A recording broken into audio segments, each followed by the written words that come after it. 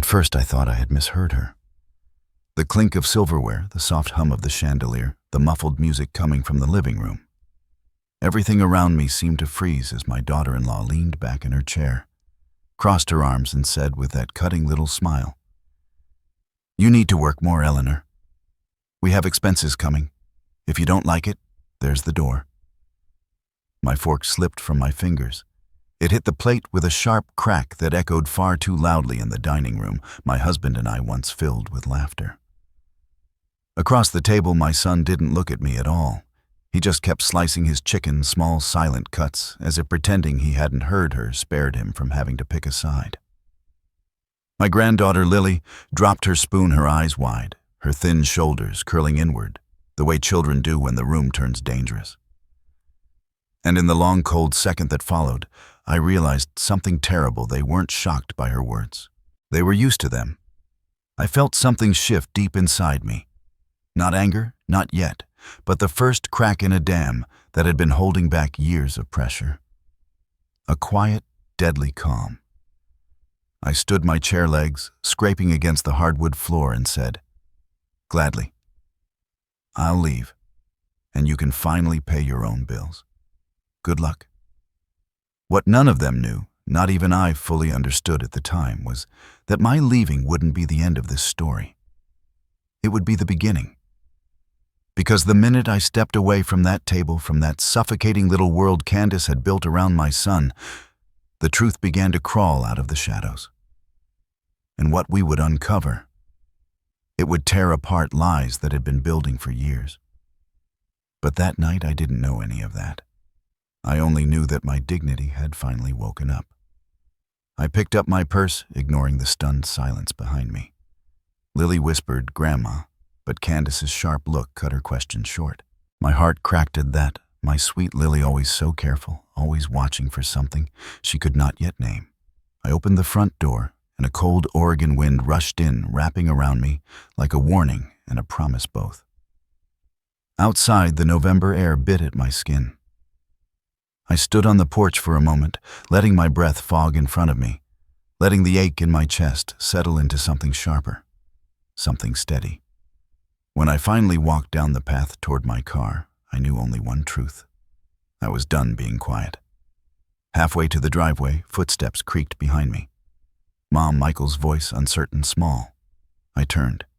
He stood in the doorway, framed by warm light, looking like a boy instead of a man in his 40s. His hands hung uselessly at his sides, and he swallowed hard, as if working up the courage to say something meaningful, something brave. But all he whispered was, "Don't make things harder than they already are." I felt those words like a slap, not because of the accusations, but because of the fear behind them. Fear I realized of her. I didn't answer. There was nothing left to say. I got in my car, closed the door with a quiet thud, and drove away from the house that had felt less and less like a home each time I stepped through its door. The road wound up through pine trees, the headlights cutting through the mist rolling down from the hills. My hands shook on the steering wheel. I told myself it was just adrenaline, just emotion. But deep down, I knew better. I had ignored too many small red flags, too many subtle insults, too many times Candace had made decisions for Michael, for Lily, and eventually, for me. Tonight was only the first time she'd said the quiet part out loud. When I reached my house, a modest farmhouse on the edge of town, pale siding glowing faintly in the moonlight, I felt the loneliness hit me like a wave. This house used to feel like safety, a sanctuary. The place where my husband Jonathan would come in smelling of pine and smoke after a day of woodworking. The place where Lily learned to bake her first cookies. The place where we hung Christmas lights, even after the arthritis in Jonathan's hands made it nearly impossible. But since Jonathan died 3 years ago, the rooms had grown quiet in a way no amount of background music could fill. I stepped inside, locked the door behind me, and leaned against it for a long, shaking breath. "They have expenses coming," I whispered to the empty hallway. "And I'm the solution, apparently." A bitter laugh escaped before I could stop it. I wasn't wealthy, Jonathan, and I had lived comfortably, but not extravagantly. Still, Candace had always treated me like some kind of walking safety net. A bank account with a pulse. Tonight proved she no longer cared to hide it. I moved through the house, turning on lamps one by one, warming the shadows. In the kitchen, I filled the kettle, listening to the familiar whistle of steam slowly rising. My reflection stared back at me from the microwave door. Tired eyes, gray streaks in my hair, a tightness around my mouth that hadn't been there 10 years ago. 10 years ago before Candace. My phone buzzed on the counter. I almost didn't look, expecting a flurry of messages from Michael or even Candace dripping with either guilt or condescension. But it was neither of them. It was Jonathan's sister, Margaret. Heard something happened tonight. Are you okay? My throat tightened. I typed back a simple, I'm fine, just tired. A lie, but I wasn't ready to talk yet. I drank my tea in the quiet kitchen, staring out the window into the dark. The wind rustled the trees, brushing dry leaves across the porch. And then there it was, that feeling. A prickle at the back of my neck. A faint, uneasy awareness that I was being watched. I turned off the light and stepped closer to the window. Nothing. Just shadows and pine branches. I shook my head at myself. I was exhausted, hurt, overthinking. But even as I tried to dismiss it, something old and instinctive scraped along my ribs, the sense that tonight's eruption was only the surface. Something deeper was waiting beneath. When the kettle finally stopped its soft hiss, I reached for my phone again. I opened my notes app and typed a single sentence. Tonight, Candace showed me who she really is. I didn't know then that those words would become the first entry in what would eventually be used as evidence. I didn't know that Jonathan's old office upstairs held secrets he left behind, quietly waiting for me to find them. I didn't know that Lily was recording more than art videos on her tablet, or that Candace was already preparing something far worse than insults. All I knew was that a line had been crossed, and once crossed, there was no going back. I climbed the stairs slowly, my hand trailing along the wooden banister Jonathan carved himself. Each step creaked with a familiar sound, but tonight it felt heavier, weighted somehow with the past and whatever future was barreling toward me. In our old bedroom, I paused by the dresser where Jonathan's watch still lay. I touched it gently, remembering the warmth of his wrist beneath it. "I wish you were here," I whispered.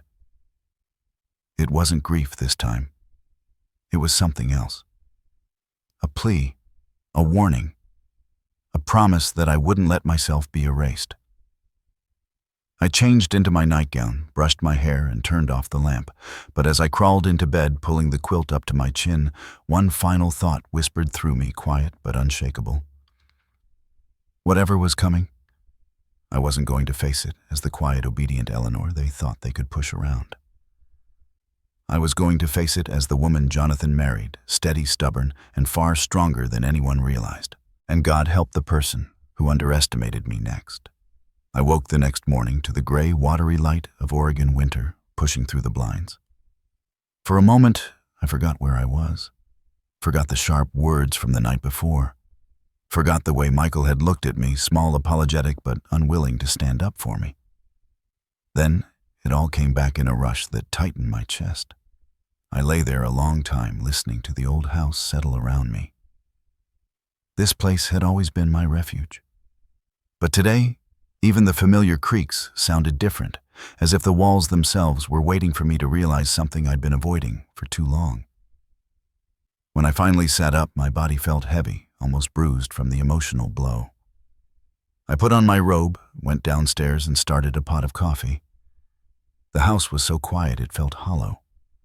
I pulled out my phone, expecting messages from Michael, apologies, explanations, excuses. Nothing. Only 2 messages, one from Margaret checking on me and one from my neighbor Walter, asking if I needed help bringing in firewood. Not a single word from my son. That silence told me more than any apology could have. I poured myself coffee, wrapped both hands around the mug, and tried to decide what I should do. Part of me wanted to let the whole thing go, to pretend it was just another of Candace's cruel moods. But the memory of her face, smug, confident, unafraid, stayed with me. She had spoken to me like someone who believed she had the right to, like someone who believed she had already won. I wasn't ready to fight, but I wasn't going to be silent anymore either. By mid-morning, I still hadn't received any call or message from Michael, and something inside me hardened. I decided I needed to see Lily. She didn't deserve to be caught in the middle of whatever storm was brewing in that house. If I couldn't talk to my son, maybe I could at least make sure my granddaughter was all right. I grabbed a small box of muffins I'd baked earlier in the week and left them a text. Bringing Lily a treat. Should be there in 20 minutes. The dots flashed like they were typing, then disappeared. No response. I drove anyway. Their house sat on a quiet cul-de-sac lined with winter bare maples. When I pulled up to the curb, everything looked normal. Michael's truck, Candace's SUV, Lily's little pink scooter tipped over by the garage. But as I got out of the car, I saw a curtain shift in the front window. Someone was watching. I walked up the path and knocked gently. Footsteps shuffled inside, then stopped. After a moment, the door opened just enough for Lily to peek out. Her eyes lit up instantly. "Grandma," I bent down, hugging her as she squeezed me fiercely. "Your mom home?" I asked quietly. She bit her lip and nodded. "She's in the kitchen." Before I could answer, Candace's voice floated in. "Lily." "Who's at the door?" Candace appeared a second later, wiping her hands on a dish towel. Her smile was polite, too polite. The kind of smile a person uses when there are witnesses. "Eleanor," she said smoothly. "Did you need something? I brought muffins," I said, lifting the box slightly. "And I wanted to check on Lily."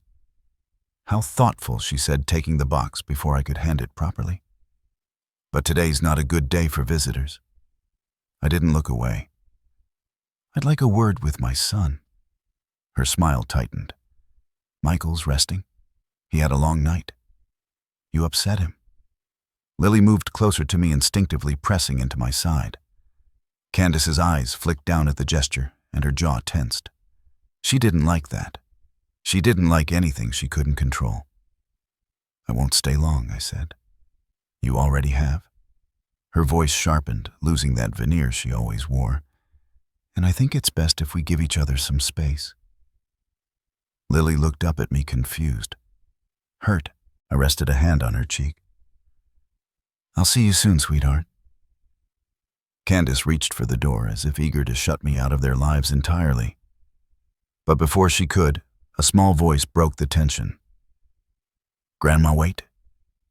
Candace froze, annoyed. But Lily pushed past her and held something out to me, a folded sheet of paper covered in bright marker doodles. A purple house. 3 stick figures. A big yellow sun. "It's for you," she whispered. I swallowed the lump in my throat. "Thank you, darling." Candace cleared her throat sharply. "Inside, now." Lily flinched and hurried back in. Candace closed the door without another word. I stood there on the porch for a moment, listening to the lock click from the inside. That cold, quiet sound carried more meaning than any argument could. She wasn't just keeping me from my son. She was isolating him. I walked back to my car with that drawing pressed to my chest, feeling something inside me shift yet again. But this time it wasn't devastation. It was resolve. When I got home, I placed Lily's drawing on the dining table. I stared at it for a long while, 3 stick figures holding hands. But the mother figure, drawn with long red hair like Candace's, had been scribbled over in thick black marker. My stomach twisted. Children don't always have the words, but they always speak the truth. Before I could process it, my phone buzzed with an email notification. The subject line knocked the air out of me. "Account update notice." I opened it quickly. It was from the bank, a recent transaction flagged for verification. Authorization request for insurance-secured credit line adjustment.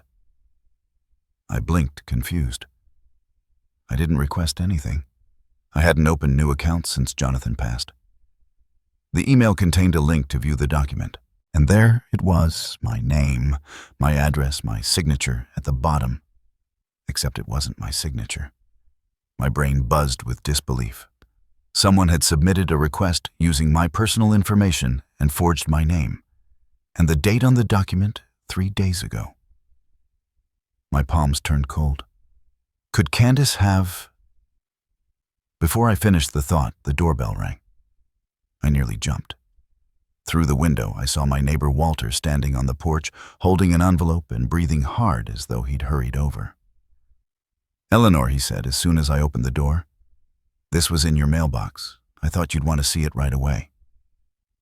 Inside the envelope was a notice from the county offices. A warning. About a claim being initiated regarding my property's ownership record. The room tilted.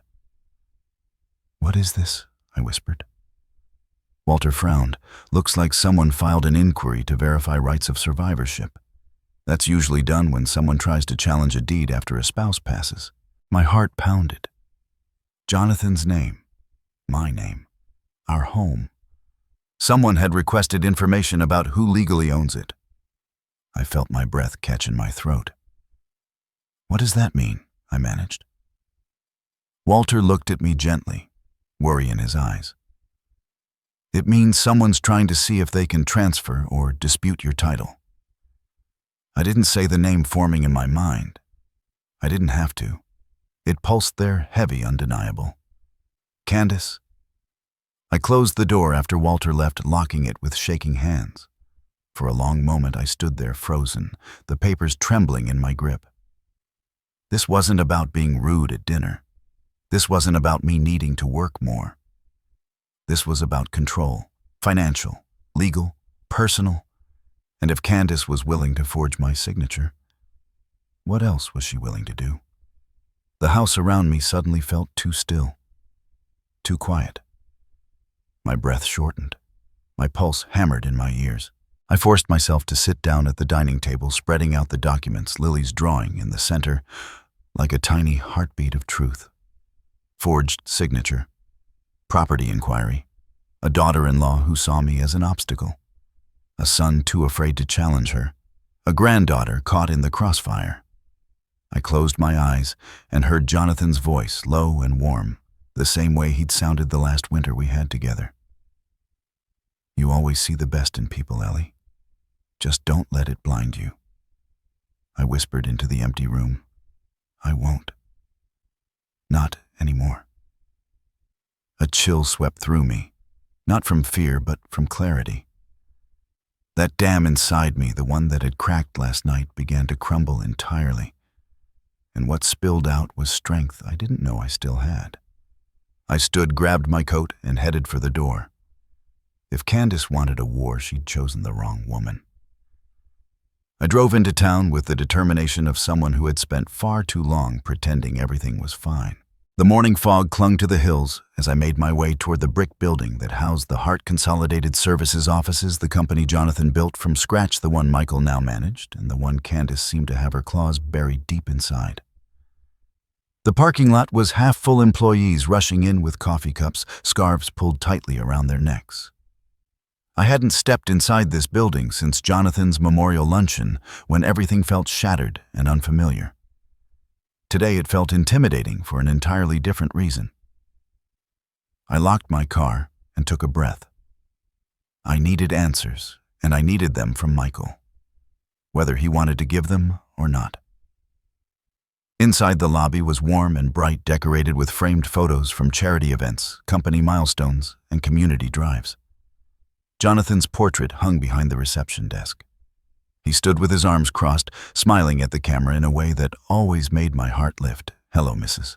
Hart," the receptionist said, startled but polite. A younger woman I didn't recognize. "Can I help you?" "I'm here to see my son," I said evenly. She hesitated. "Let me see if he's available." She picked up the phone, whispered into it, then nodded and motioned me toward the elevators. "Second floor, conference room A. He'll meet you there." The doors slid shut behind me, and as the elevator rose, I braced myself.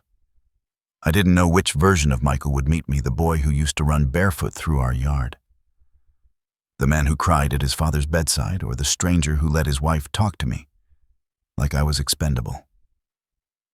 The elevator chimed softly. The hallway upstairs was quiet, carpeted, lined with offices behind frosted glass. When I reached conference room A, the door was already cracked open. Michael sat at the long table, elbows on his knees, hands clasped tightly. He looked exhausted. His hair was slightly tousled, dark crescents under his eyes. He didn't stand when I walked in, just lifted his head slowly, guilt weighing down every movement. "Mom," he said quietly. I closed the door behind me. "We need to talk." He nodded like someone accepting a sentence. I know. For a moment, neither of us spoke. The air was thick with everything unsaid. Finally, I stepped closer. "Why didn't you call me last night?" He looked down again. Candace thought it was best to give everyone space. "Candace thought," I repeated softly. "And what did you think, Michael?" His jaw tightened. I didn't want it to become a bigger fight. The words made my stomach twist. The bigger fight had already started long before I walked out that door last night, only I'd been the last one to realize it. I reached into my purse and pulled out the printed email from the bank.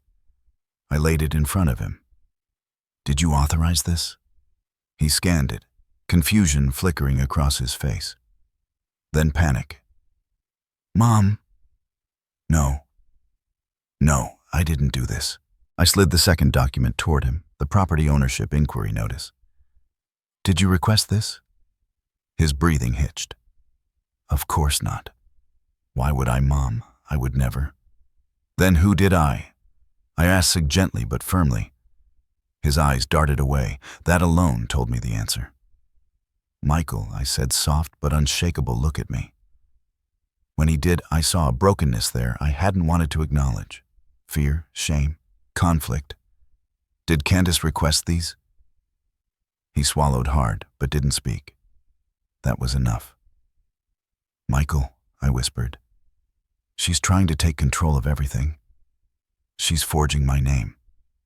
She's interfering with the deed. She's isolating me from you and Lily. Doesn't that scare you?" He scrubbed his hands over his face. "I don't know what to believe anymore." Candace said there was confusion with some accounts, that she was fixing things. She said you were overwhelmed, that you might be making mistakes." Overwhelmed. Mistakes. The same word she'd used last night, threaded with venom. "She's lying to you," I said softly. "She's been lying for a long time." Michael's shoulders slumped. "I don't know what to do. I feel like I'm drowning." I sat beside him and placed a hand on his arm. "You're not drowning. You're being pulled under by someone who wants you helpless." He looked at me, eyes glistening. "I don't want this to be true." "I know," I whispered. "But wanting doesn't change what is." Before he could answer, the door swung open. Candace stepped inside. Her smile was sharp, practiced. She wore a fitted navy dress, hair styled to perfection, as if she'd walked out of a magazine spread. Her eyes flicked from me to Michael and back again. "Well," she said cheerfully, "isn't this a pleasant surprise?" Michael tensed instantly. "Candace," I said evenly. She closed the door behind her. I saw the receptionist call up. "Didn't realize you were the visitor."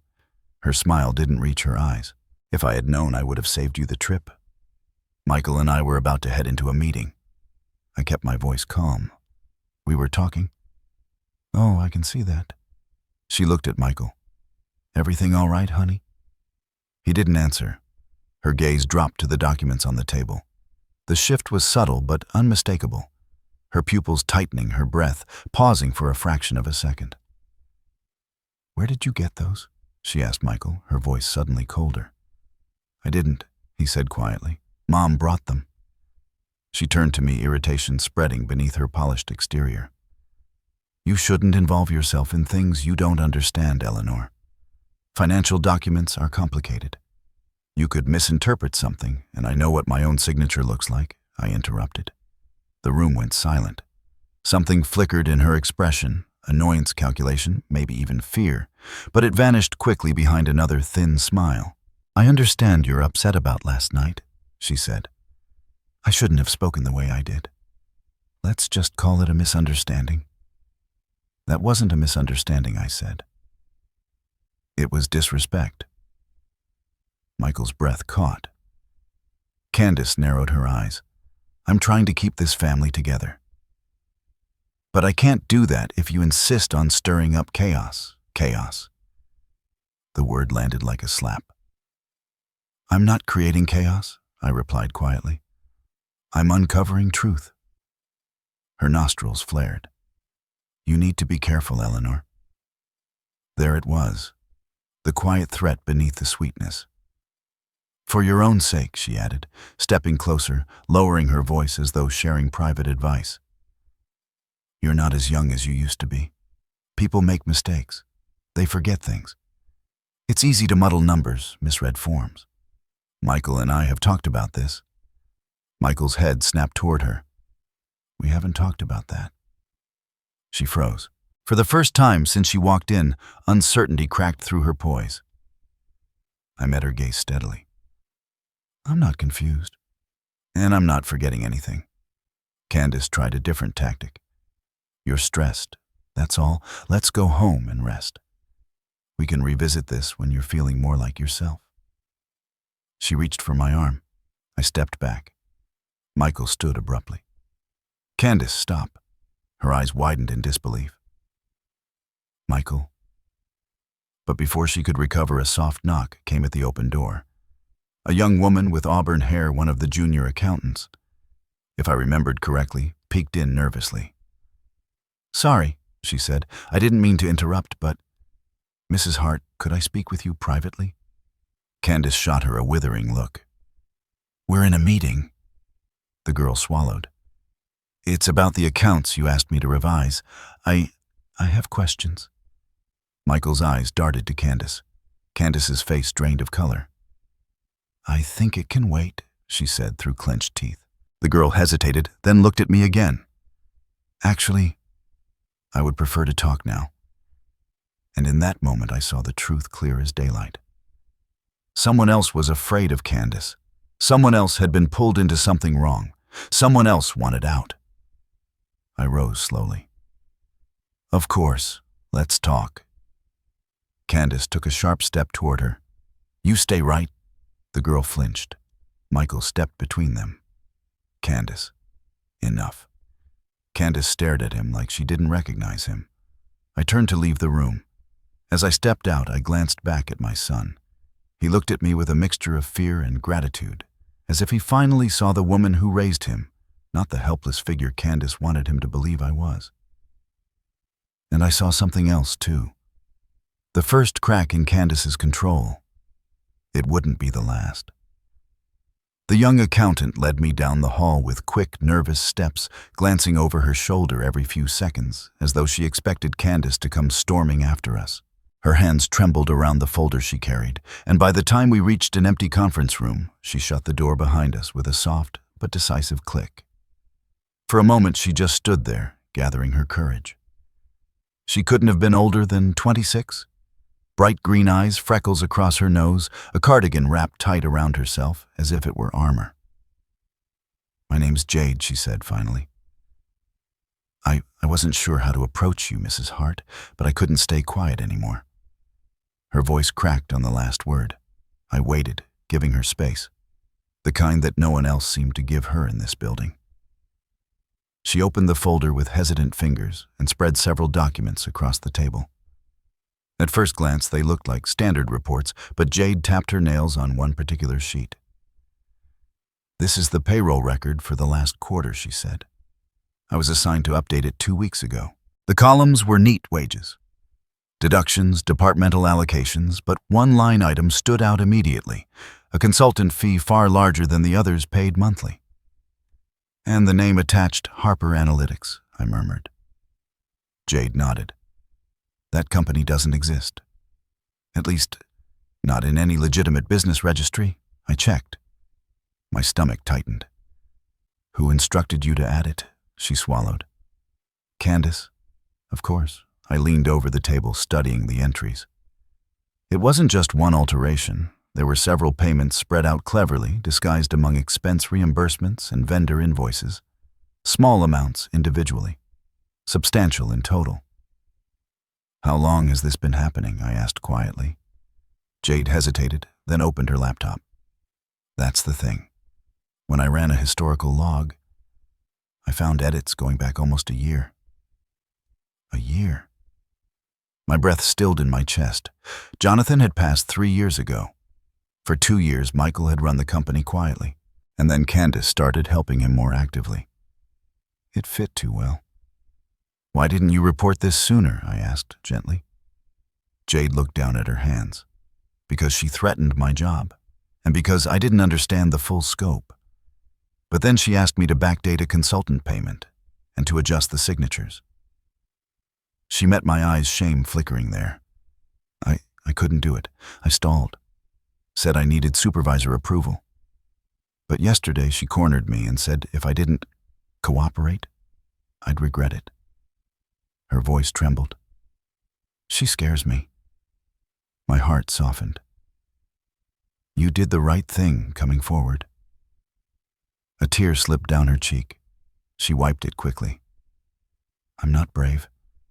I just didn't want to be part of something illegal. She clicked open another file, an audio recording. I started saving everything she whispered. Voicemails, instructions, she left even office conversations. I blinked. You recorded her? She nodded. Oregon's a one-party consent state. I checked before I did it. Smart girl. She hit play. Candace's voice filled the small room, smooth and mocking. Michael doesn't need details. He's too swamped to notice numbers shifting. Just process it and keep your mouth shut. Your job depends on it. Jade paused the recording, looking sick. There's more. Hours of this kind of thing. I felt both fury and disbelief twist through my chest. Not because I was surprised by Candace's corruption, but because of the cold confidence in her tone. She had no fear, no hesitation, no conscience. What exactly do you think she's doing? I asked. Jade closed her laptop and lowered her voice, as if sharing a secret too dangerous to say aloud. She's moving money, little by little, and she's preparing reports that shift liability. Liability onto who Jade's silence was, answer enough. I felt the room tilt slightly.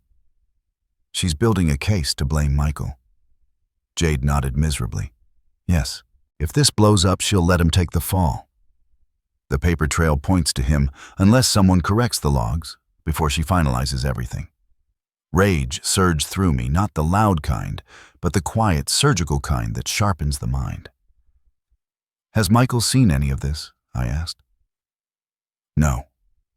Candace intercepts everything before he gets it. She has access to his email, his review queue, even some of his executive approvals. I stared at her. She's not just manipulating him. She's impersonating him. Jade nodded again, and she whispered, pulling out one last sheet, she's preparing something else too. The document was a mock-up of an internal audit report. My name sat on the second page. I skimmed it once and felt my blood run cold. She's trying to paint you as financially incompetent, Jade whispered. As someone who mishandles personal accounts, forgets transactions, needs assistance. She even drafted notes suggesting you asked for help with bill pay.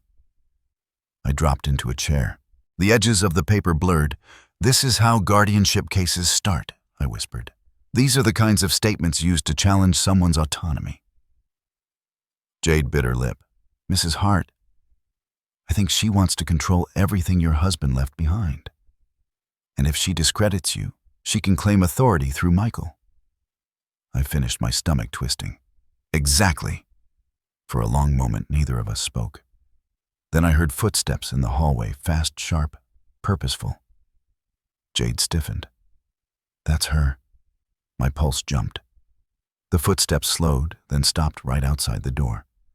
A shadow appeared beneath the gap. Jade's eyes widened with panic. She mouthed, she's listening.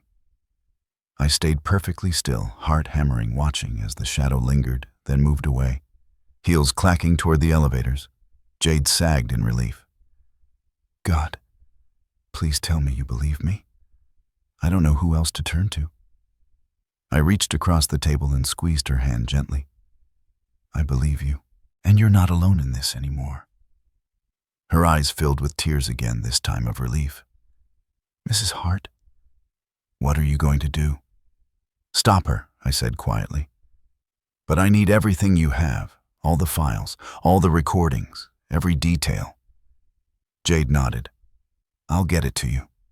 But be careful. She's already angry you confronted Michael. She's been tense since this morning because she knows I'm pulling at threads, I murmured. Because Jade corrected softly, she's afraid of losing control. I let out a long, steadying breath. Then it's time she understands she never had control of me. We arranged a safe way to exchange the evidence. When I stepped back into the hallway, I kept my head level, my pace calm, but inside everything was shifting. I wasn't just suspicious anymore. I wasn't piecing together vague unease. I had concrete proof. Proof that Candace had manipulated, threatened, lied, forged, stolen, and schemed. Proof she intended to ruin Michael. Proof she intended to strip me of my rights. As I left the building, the receptionist offered a polite goodbye, but I barely heard her. My mind was already racing ahead, calculating, adjusting. This wasn't a family disagreement. This wasn't a misunderstanding. This was a cold, calculated attempt to dismantle everything Jonathan and I had built. And for the first time in a long time, I felt something powerful settle inside me. Not fear, not uncertainty. Resolve. Because now, I had something I didn't have before: a witness. Evidence. A crack in Candace's armor. And I knew exactly who I needed to speak to next. Not Michael, not Lily, not even Jade. The only person Jonathan trusted enough to name in his will and his contingencies. Attorney Marion Price. I started my car, the engine humming beneath me, and pulled out of the lot with a clarity I hadn't felt in years.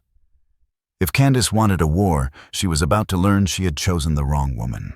I drove straight to Marion Price's office without letting myself think too hard. Thinking was dangerous. I'd start second-guessing, start wondering if I was overreacting, start hearing Candace's condescending voice in my head telling me I was confused again. I refused to give her even that small victory. The law firm sat in a renovated craftsman house on the edge of downtown, its porch lined with pots of late autumn chrysanthemums that somehow hadn't given up yet.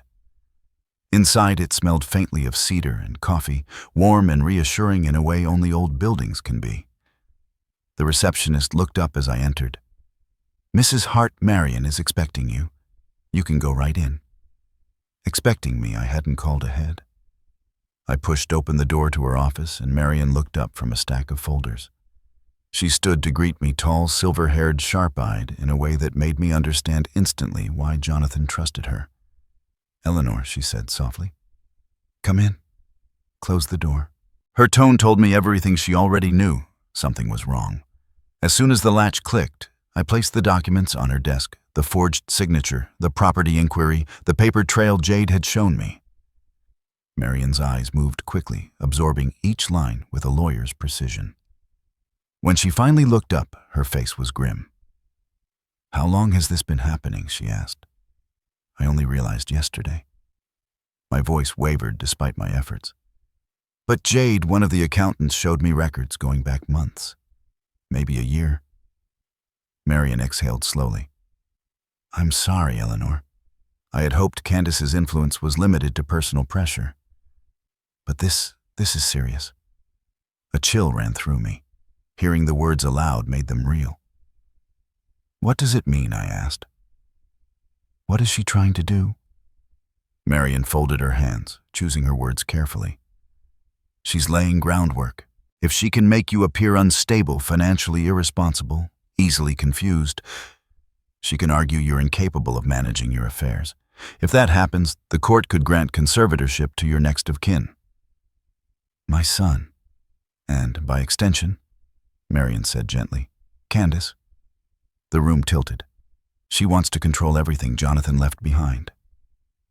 "Yes," Marion said. And she's using the oldest tactic in the book, making you doubt yourself while she builds a paper trail suggesting you're losing cognitive function. I covered my mouth, stunned by the coldness of it. The calculation. The malice hiding behind Candace's polished smile. I need to know everything, I whispered. What can she actually do? What are the risks? Marian leaned back in her chair.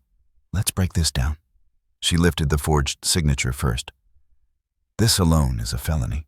But if Candace can get a doctor or even a social worker to express concern about your mental state, she could claim the forgery was you forgetting. She could say you signed something twice, or that the bank got it wrong. My stomach nodded. Then there's the property inquiry. She tapped the letter.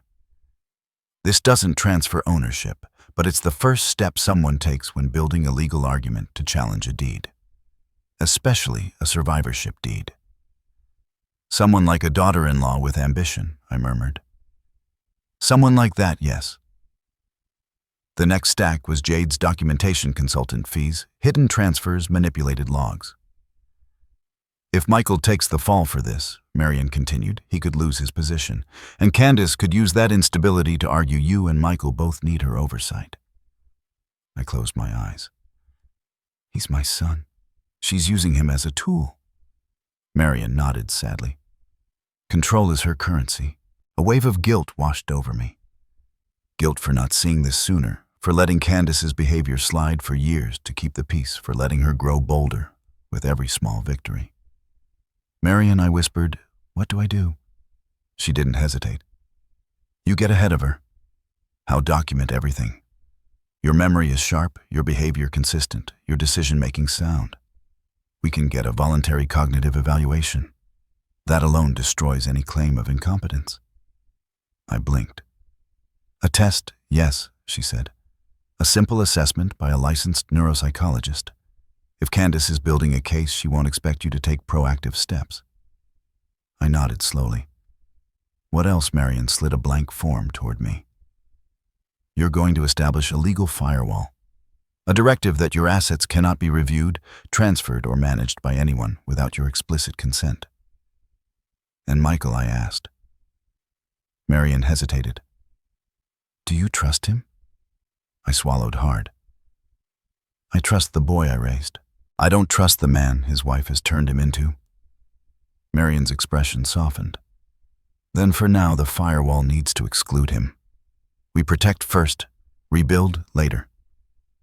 The words hurt, but she was right. Before we could continue, a soft knock came at the door. The receptionist peeked in her face, stiff with worry. Marian, I'm so sorry, but Candace Hart is here. She's demanding to speak with you. My pulse stopped. She's what? Marian asked sharply. The receptionist swallowed. She said she has a right to be involved in any legal discussions concerning her family. I stood so fast my chair scraped against the floor. No, she cannot be here, not now. Marian rose, placing a steadying hand on my arm. She won't get near you, the receptionist added. She's in the lobby trying to intimidate Shelby. She says she won't leave until she speaks to you. Intimidate. Yes. That was her weapon of choice. Marian straightened her blazer. Stay here. Do not open this door. She stepped out, closing it behind her. I stood near the bookshelf, heart pounding, listening through the thin wood. The murmur of voices grew sharper. Candace's clipped, irritated tone, Marian's firm, professional one. Then a clear, unmistakable sentence cut through the hallway. You have no authority here, Mrs. Hart. A few seconds later, footsteps, fast, angry. Candace's voice rose venomous. Tell Eleanor this isn't over. My breath caught. After another moment, the office door reopened. Marian stepped inside and closed it gently behind her. She's gone, she said. For now. For now, I echoed. I sank back into the chair, trembling with adrenaline. Marian sat across from me. This means she's aware something slipped. Someone is talking to you, and she doesn't know who. She suspects Jade, I whispered. She suspects everyone. which makes her dangerous. But also sloppy. Sloppy. Yes, coming to a law office unannounced was sloppy, emotional, uncontrolled. A small crack in her armor. Marion pressed her hands together. Eleanor, this escalates things. We need to move faster. I'm ready, I said. Good. Because there's something else. She opened one of Jonathan's old estate files papers I recognized from years ago when we sat at our dining table reviewing our future. At the bottom of the binder was an envelope with my name written in Jonathan's handwriting. My breath stilled. Marion handed it to me gently. He left this for you. He asked me to give it to you only if I ever believed you were in danger. My eyes filled instantly. I slid my finger under the seal and opened it with trembling hands. Jonathan's voice lived on the page in looping script. Ellie, if you're reading this, it means I didn't prepare you well enough for what came after me. I worried Candace saw your kindness as weakness. I worried she would take advantage of the grief our family carried. Protect yourself, my love. Trust Marion. And remember, you have every right to stand tall. The room blurred as tears streaked down my cheeks. Marion squeezed my shoulder. He knew Eleanor. He saw this coming years ago. I wiped my face slowly. Then I'll honor him. I'll protect what he built. And I'll protect Lily. But inside, another feeling rose, not despair. Strength. Old, familiar strength. The kind Jonathan always said lived in me, even when I didn't see it. Marion said, the next steps are critical. Candace will escalate. She'll panic. She'll make mistakes. But you must be careful. I nodded. I'm done being scared, I whispered. As I left Marion's office, the sky had shifted gray clouds, parting a streak of pale sunlight breaking through. A sign, maybe. Or just timing. Either way, it felt like Jonathan walking beside me again, steady and warm, guiding my steps. I unlocked my car, slid into the driver's seat, and rested my hands on the wheel. Candace wanted a war, but she forgot something important. I wasn't fighting alone anymore. I pulled into my driveway just as the last of the daylight was thinning across the trees, turning the pines into long, dark silhouettes. For a moment, everything looked normal. Ordinary. Peaceful. The kind of quiet twilight Jonathan and I used to savor on the porch with mugs of cocoa.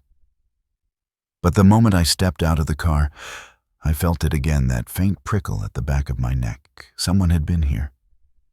The air was too still, too watchful. I walked slowly up the path, scanning the porch, the windows, the shadows hanging under the eaves. Nothing seemed disturbed, but the unease clung to me like a second skin. I unlocked the front door and stepped inside, flipping on the light. The house greeted me with familiar silence. I set my purse down and hung my coat deliberately steady. I refused to let paranoia take root. But as I moved through the living room toward the kitchen, a shape caught my eye. A picture frame, face down on the carpet. My pulse spiked. It was a photo of Jonathan and me on our 35th anniversary, taken on the very porch I had just walked across. We were laughing in the picture arms around each other. I picked it up slowly. The glass wasn't broken, but the frame had been handled, fingerprints smudged across the edges. I hadn't dropped it. I hadn't touched it in weeks. Something icy slid through my chest. I checked the kitchen next. Drawers closed, cabinets orderly. Nothing missing. Then the hallway. The linen closet door was cracked open. I always shut it completely. I stepped closer, my breath shallow, and nudged the door with my fingertips. Towels, bed sheets, extra blankets, all folded neatly, except for one thing. Jonathan's old toolbox, usually in the garage, sat on the floor of the closet. Open. My throat tightened. Someone had gone through it.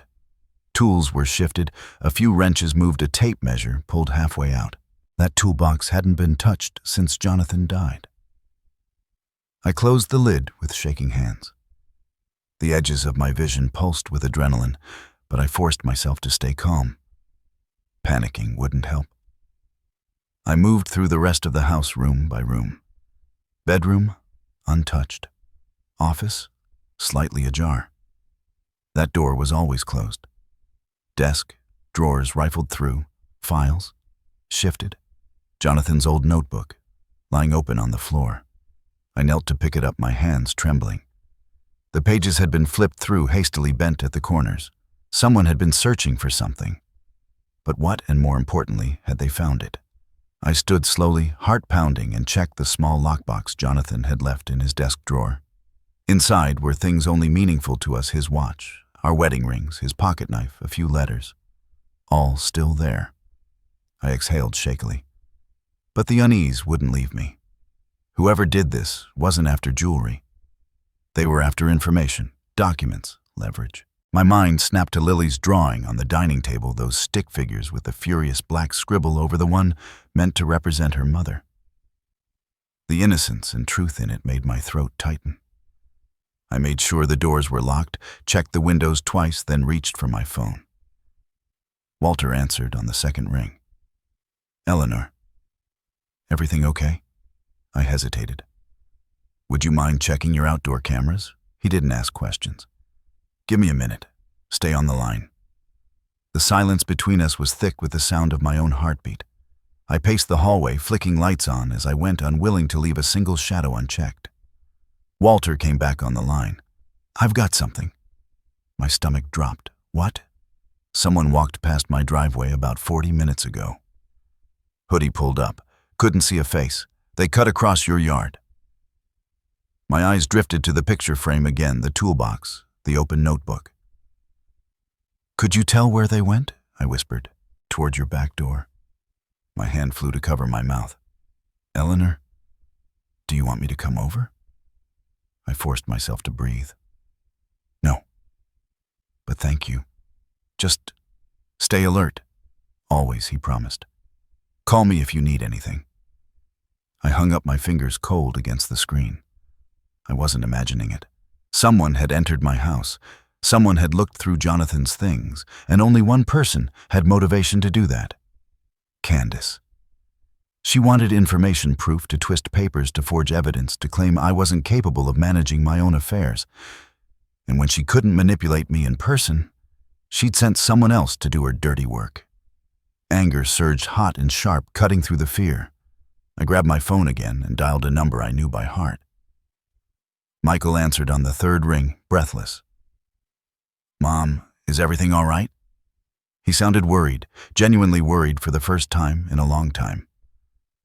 "Someone was in my house," I said quietly. "They went through Jonathan's things." A long silence followed. Then softly, "Mom, did she, do you think?" "Yes," I said, voice cracking but steady. "I think Candace sent someone." He cursed under his breath. Something cracked inside him. I could hear it, the disbelief, the denial, the excuses he'd been clinging to, becoming impossible to hold. "What do you need?" he asked finally. I closed my eyes. "I need you to believe me." Another silence, but this time heavier. Then, "I'm starting to." The line went quiet.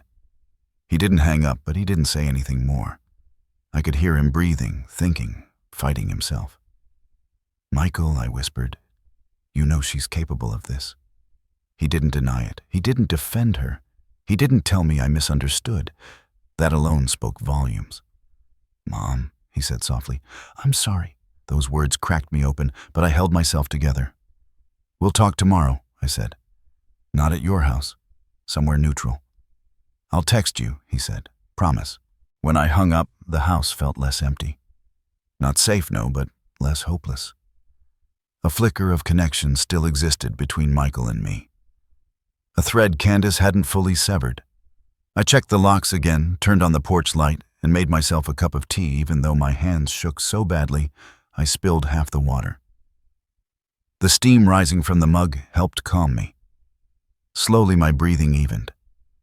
But the calm didn't last long. A soft clatter came from the back porch. My heart stopped. I set the mug down and reached for the closest thing I could use as a weapon, Jonathan's old fireplace poker. I held it tightly, knuckles white, and moved through the house with slow, steady steps. I flipped on the porch light. Nothing. The wind rattled the gate. Maybe that was all. But when I turned to go back inside, something caught my eye, a scrap of paper wedged under the back door. I bent to pick it up, hands shaking. It wasn't addressed. No message. Just a typed sentence, "Stop interfering." My knees nearly buckled. This wasn't a warning, this was a threat. A direct one. I backed away from the door, pulse roaring in my ears, and locked the deadbolt with trembling fingers. For a long time I stood still, listening to my own shaky breaths, trying to gather enough strength not to fall apart. Then I made myself speak aloud, if only to hear something in the silence. "This is my home," I whispered. "I won't be scared out of it." The words steadied me. Not completely, but enough. I took the note, folded it carefully, and placed it inside Jonathan's notebook, the one the intruder had rifled through. Let them search, let them dig, let them come, because now I had proof. And now I had purpose. I looked around the quiet house. Jonathan and I built the life we created. Within these walls, the memories still warm in every corner. Then I whispered into the dim kitchen, where his voice still lingered in my heart, "Jonathan, I'm fighting now. I'm fighting for us." The fear didn't disappear, but it stopped owning me. I didn't sleep. Every creak of the floorboards, every brush of wind against the siding, every shift of the old house jolted me awake. By dawn, exhaustion sat heavy on my bones, but the fear had boiled into something clearer, something sharper. Candace thought she was hunting a frail old woman too soft to stand up for herself. She was about to learn otherwise. By mid-morning, I was sitting alone at a small cafe downtown, the kind with scratched wooden tables and a chalkboard menu. I chose a corner booth where I could see the door, the windows, the sidewalk, every possible approach. My hands were wrapped around a mug of lukewarm tea when a shadow fell across the table. Mrs. Hart. I looked up. A thin man in his early 60s stood there, hair graying at the temples, eyes anxious and darting. He clutched a brown leather briefcase tight to his side, like he was afraid someone would tear it out of his hands. "I'm Martin," he said quietly. "Jonathan's former CFO." I motioned for him to sit. He slid into the booth opposite me, shoulders hunched with tension. "You said you had information?" I prompted gently. His fingers tightened around the briefcase. "I shouldn't even be here. If Candace finds out I talked to you?" I leaned forward. "You're safe. Whatever you tell me stays between us until you want otherwise." He exhaled shakily, then clicked open the briefcase. Inside was a folder, thicker than anything Jade had shown me. "You need to understand," he whispered. "This goes beyond missing funds, beyond workplace intimidation." A chill crept up my spine. "How far does it go?" Martin swallowed hard. "Candace has been siphoning money from Hart Consolidated Services for nearly a year. At first, small amounts, then larger ones, all disguised as consultant fees, vendor payments, and supply orders." I felt my breath catch. Jade had mentioned this, but hearing it from him gave the words weight. "But that's not the worst part," he continued. He pulled out a printout and slid it toward me. I read the header and felt my stomach drop. "Reallocation of ownership structure, draft proposal.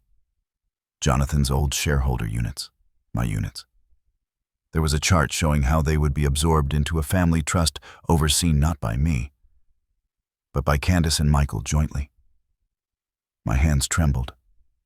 She was trying to take my shares. "She was waiting for the right moment," Martin said.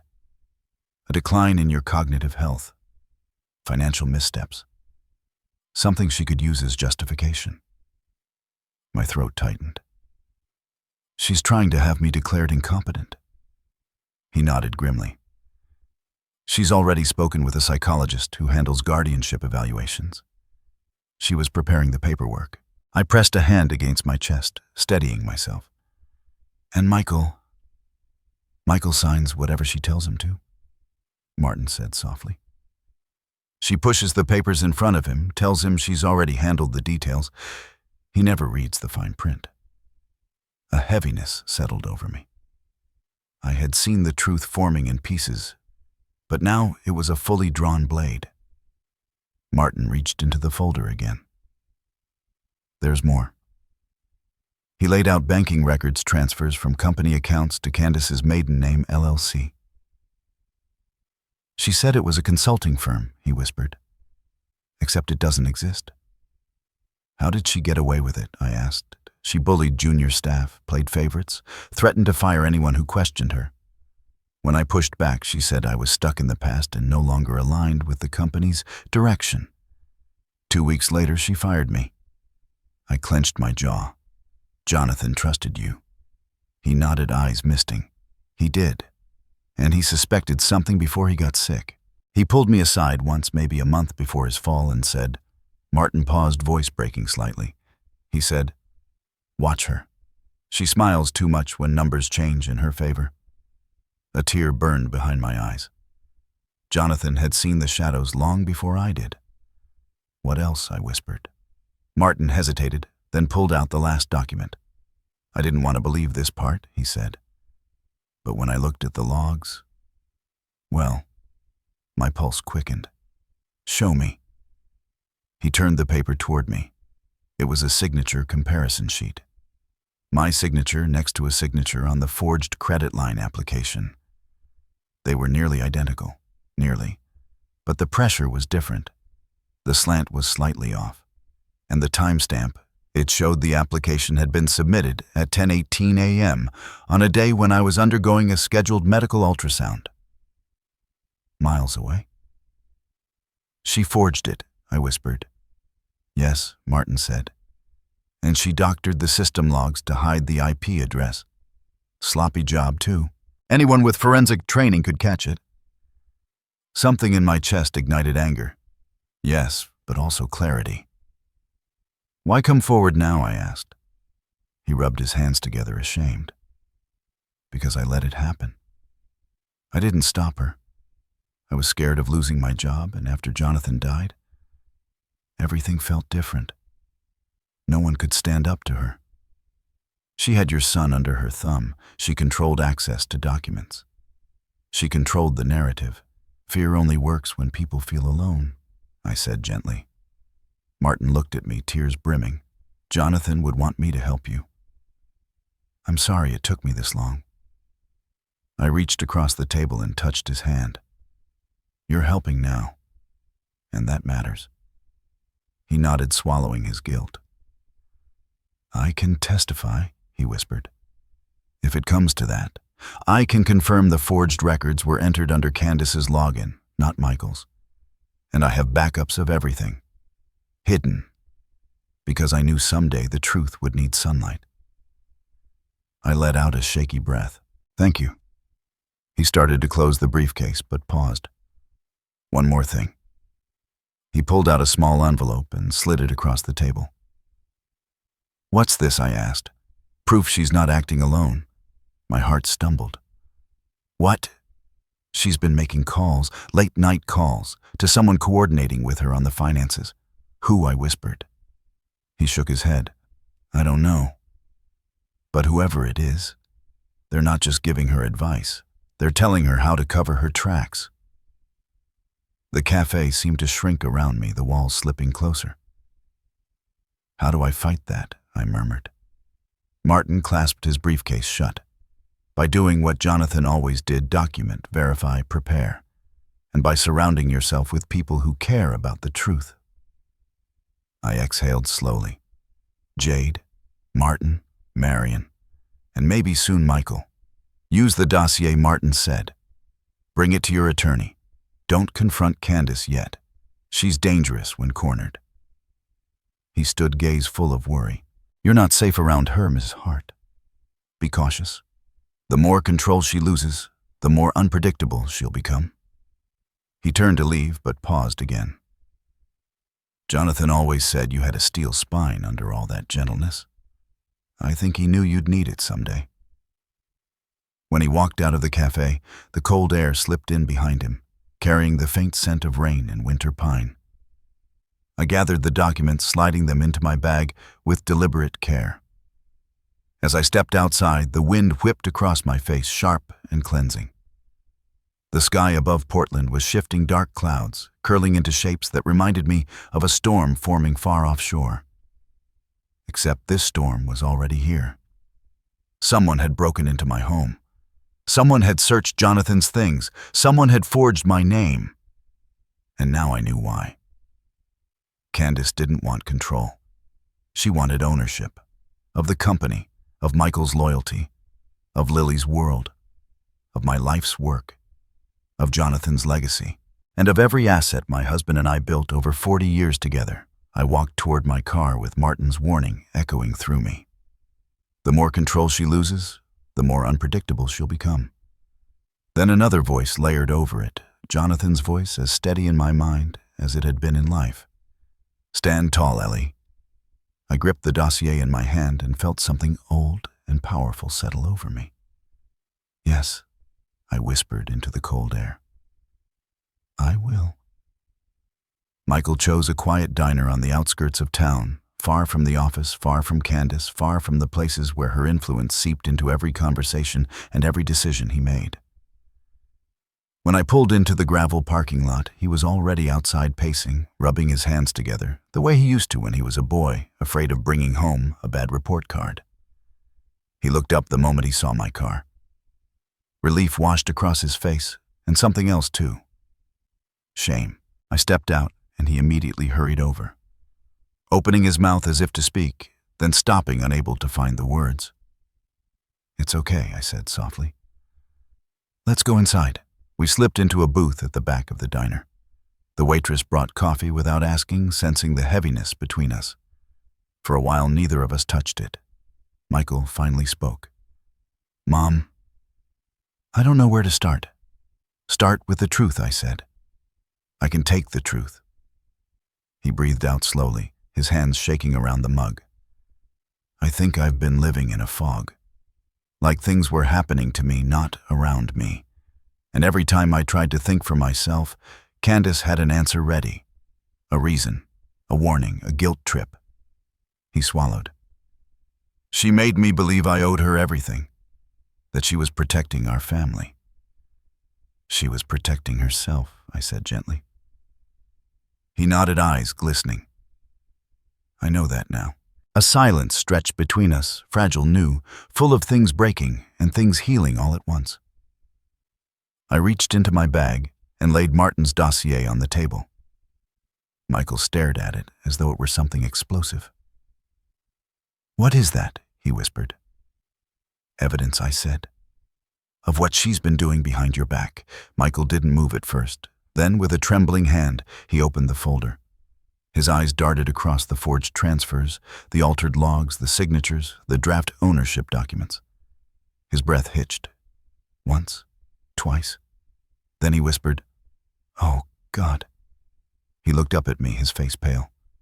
"Mom, I didn't know. I had no idea." "I believe you," I said. He pressed the heels of his hands into his eyes. "She told me the transfers were routine. She told me payroll needed restructuring. She told me consultants were helping stabilize the accounts. Every time I asked for details, she said she'd handled it. Every time I doubted something, she cried, or got angry, or implied I was useless if I couldn't trust her." My heart broke for him, not because he had been blind, but because he had been manipulated so expertly. "She isolated you," I said. "That's what people like her do." He nodded, voice cracking. "She even changed my email filters. She said I was too overloaded, that she'd sort my important messages for me. She was sorting out anything that revealed the truth," I said. Michael's head dropped into his hands. "I am so sorry. For what I asked gently. For letting her speak to you that way. For not standing up to her. For believing her when she said you were forgetful. Or confused." Or I reached across the table and put my hand over his. "Michael, listen to me. You were not weak. You were controlled." His shoulders shook, and for a moment he looked young again, my boy. not the man twisted by years of someone else's power. "Does Lily know anything?" I asked, softly. Michael looked away, jaw tightening. "She's scared. She never says it directly, but Candace gets impatient with her, angry when she doesn't do things perfectly. And when Lily asks questions about me, about her friends, about you, Candace shuts her down." That matched what I'd seen, what I'd felt in Lily's too quiet hugs, her watchful eyes. "She recorded something the other day," Michael whispered. "She asked the babysitter for help sending it to me.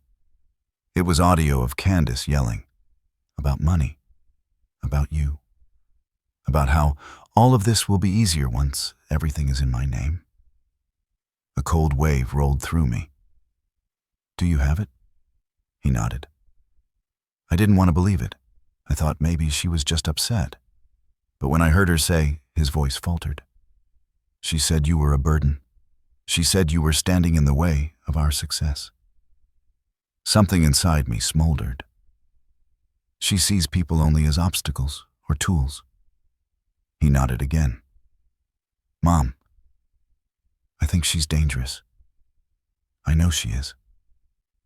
Michael lifted his eyes to mine. "What do we do now?" "We confront her," I said. "But not alone, and not without protection."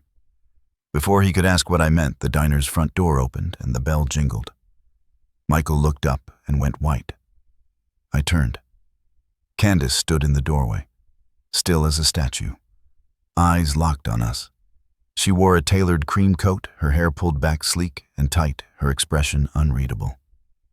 When she saw the folder on the table, her gaze sharpened like a blade. "Well," she said, stepping forward slowly, "isn't this cozy?" Michael stood abruptly.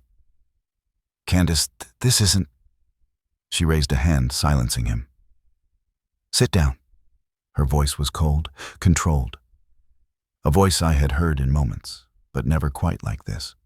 Michael sank back into the booth as if pushed. Candace slid into the seat beside him, an intimate gesture that felt more like possession. Her eyes flicked to the folder. "What is that evidence?" I said calmly. Evidence of what she asked, voice syrup sweet and venom laced. "Your actions." She laughed once, sharp and hollow. "My actions?" Michael swallowed. "Candace, we know about the transfers, the forged documents, the property inquiry, the manipulation. It's all here." Candace's eyes moved from him to me and back again, slowly, calculating. Then she smiled, a terrible, brittle smile. "You think you can turn him against me?" she said softly. "But you don't understand what's happening here." "I understand perfectly," I said. "No," she whispered, leaning closer, voice twisting into something darker. "You understand nothing. Michael is overwhelmed. You are paranoid. And this," she tapped the folder with a single manicured nail, "is meaningless unless someone believes you." "They will," I replied. Her expression flickered fear, then anger, then something like hatred. "For months," she said quietly, "I have kept this family together. I have carried everything, the business, the finances, the household. And what have I gotten in return? Doubt, ingratitude, interference." Michael flinched. "Candace." She ignored him, and now she continued, locking her gaze on me. "You're teaching my daughter to distrust me." I went still. "I never—" "She drew a picture yesterday," Candace hissed. She scribbled out the mother. "You think I don't know where that influence comes from?" My heart ached, but I didn't look away. "Lily is afraid," I said, softly. "Of you?" Candace snapped. Michael jolted as though struck physically. "That's not true." Candace turned on him. "You don't get to speak. Not when you're being manipulated by a woman who can't accept that she's losing her grip." Her grip. Not my grip, hers. I felt it settle undeniable, the naked truth of how she saw us. Obstacles, pawns, possessions. "You broke into my home," I said. Candace's smile returned tight, dangerous. "Prove it." Michael closed his eyes in horror. And you forged my name. Again the same smile. Prove that too. I leaned closer. I will. The words quiet, steady, certain. For the first time, Candace's veneer cracked. Fury flashed across her face, too fast to hide. You don't know what you're getting into, she whispered. No, I said softly. You don't? At that, she rose abruptly, her chair screeching against the floor. This conversation is over, she said, voice shaking with rage she couldn't fully control. Michael, you're coming home. Now. He didn't move. Michael, she repeated, colder, sharper. He looked at me. I shook my head gently. He stayed seated. Candace's breath trembled. Fine.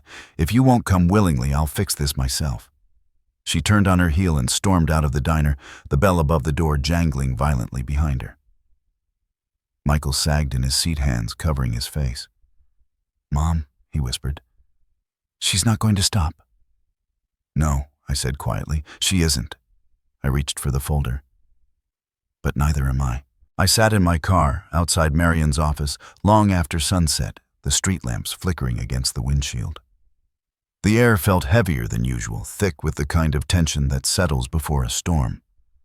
I gripped the steering wheel, gathering myself, rehearsing how I would present the evidence, how I would explain Michael's emotional break, how I would piece together Martin's dossier with Jade's recordings. But before I could step out, I checked the rear-view mirror. A pair of headlights idled a little too far back. Too still. Too deliberate.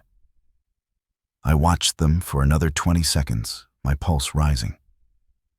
Only when the engine revved and the car drove off did I finally climb out, clutching my bag with the documents pressed safely inside.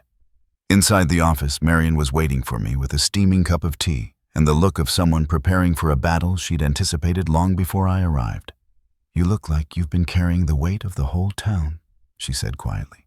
I might be, I murmured as I sat down. And Candace is tightening her grip. I handed her the folder. She opened it, brows lifting as she flipped through the records.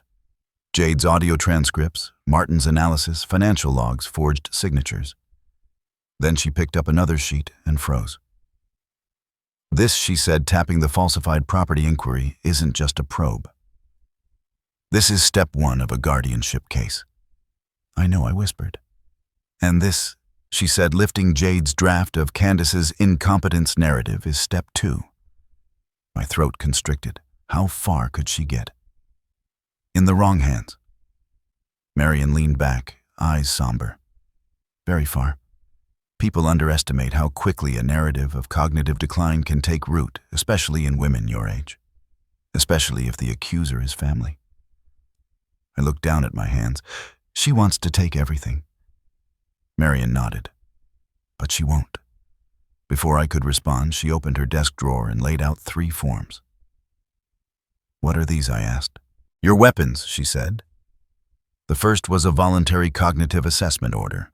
The second was a protective asset directive. The third, a legal firewall that immediately froze access rights for anyone attempting to act on my behalf without notarized consent. We file all 3 today, she said. Once this is in motion, Candace loses the leverage she's been building. A shaky breath escaped me. Do it. Marion began writing as I talked. I recounted everything: Michael's collapse at the diner, Candace's threat, the hostile shift in her voice, the dangerous gleam I'd seen there. And then the most pressing thing. Someone broke into my home last night. Marion's pen stopped mid-stroke. Start from the beginning. I told her about the picture frame, the toolbox, the ransacked desk drawers, the scrap of paper shoved under the back door. Her jaw tightened. This is not just intimidation anymore. She or someone working for her is actively searching for documents, likely trying to find any leverage she can. I nodded. They were looking for Jonathan's files. Marion met my eyes. Do you feel safe at home? Yes. I lied automatically, then corrected myself. Not entirely. She pressed her lips into a thin line. We may need law enforcement involved. A report, if not now, soon. But I want more evidence first. She stood abruptly and turned to a small fireproof safe behind her desk. When she opened it, she pulled out a neat stack of papers. Jonathan's directives, his estate files, and something I'd never seen before. "What's that?" I asked, breath-catching. "A letter Jonathan left with me," she said. "Addressed to you." My heart thudded painfully. "We'll read it later," I whispered, too afraid of the flood it might unleash. Marian nodded and set it aside. "Now," she said, "we need to talk strategy. Where do you want to strike first? The financial fraud, the guardianship setup, the break-in, all of it," I said. She gave a dry smile. "Good, because I think we just got our first lucky break." She tapped the second page in the dossier. "The payroll discrepancies. The Phantom Consulting Company. Yes, that she said is what will bring federal oversight. Fraud involving employee wages and falsified vendors is a serious offense. If the Department of Revenue or IRS gets involved, Candace won't just be reprimanded, she'll be investigated." My stomach knotted not with fear, but with anticipation. A plan was forming, one with teeth. A knock on the door startled us both. The receptionist peeked in, face pale. "Marian, I'm so sorry, but you have to see this." She stepped aside, revealing someone behind her. Jade. Her eyes were swollen from crying, her breath quick, her hands clutching her own laptop like a lifeline. "Mrs. Hart," she stammered. "She knows." Marian stood instantly. "Knows what?" "That I talked," Jade whispered. "She cornered me this afternoon, asked why I'd been poking around old files, asked whether I'd been in contact with you." My pulse spiked. "Did she threaten you?"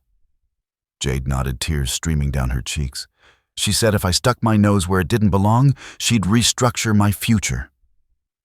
Then she laughed. That laugh, I'd heard it. Cold, sharp, cruel. Marian guided Jade into a chair. "You're safe here." "No," Jade said, voice shaking. "You don't understand." Before she confronted me, someone tried to access my computer remotely. I checked the logs. It came from Michael's account. I felt sick. "Candace is using his credentials." "Yes," Jade whispered. "She's trying to see what I downloaded, what I sent." Marian grabbed a pen. "Can you prove the login attempt came from her and not Michael?" "Yes." Michael was in a meeting during the timestamp. I checked the employee logins. "Good. That helps." Jade wiped her face. "There's something else. Something I didn't show you earlier because I was scared." She opened her laptop and pulled up an audio file. "Candace left her office door cracked," Jade whispered. "I heard her talking on the phone. She wasn't careful. I recorded it." She pressed play. Candace's voice filled the room. "She's getting too close. If we push the evaluation sooner, we can claim she's declining fast. Doesn't matter what the old assessment says, we spin it. People believe what you repeat enough times," Marian muttered. "My God." The audio continued, tone sharpening. "Michael won't resist if I make it about family. And if the board sees her as unstable, they'll question the shares. One way or another, I'm getting control." I felt acid rise in my throat. The recording wasn't finished. Then Candace's voice dropped to a chilling calm. "And if she makes noise, she's old, alone. People break, she'll break too." Jade stopped the playback, trembling uncontrollably. Marian didn't speak for several seconds. When she finally did, her voice was cold steel. "This is attempted coercion, and it's admissible." I gripped the table. "She's accelerating." "She knows she's losing control." Marian nodded grimly. "Which means she's desperate. Desperate people make mistakes, but they also get reckless." Jade sniffled. "What do I do?" "You send me everything Marian said. Today, and then you go home. Pack a bag. Stay with your sister or a friend. Candace cannot know where you are for a couple of days." Jade nodded shakily. When she left, Marian turned to me. "We move now, before Candace tries anything else." I exhaled, chest tight. "What's our next step?" Marian folded her hands, leaning forward. "We dismantle her narrative before she builds it. Tomorrow morning, we file the assessment. We file the asset protections. We informed the board's legal counsel of the financial irregularities. And Candace, I asked. Marian hesitated, then spoke with careful gravity. She will realize what you're doing. And when she does, she will come for you directly. My breath hitched. I know. You need to be ready, Marian said. And for the first time since Jonathan died, I felt its certainty. Not courage, not confidence, something deeper. Resolve. I am, I said. Marian offered me Jonathan's unopened letter. And you'll need this soon.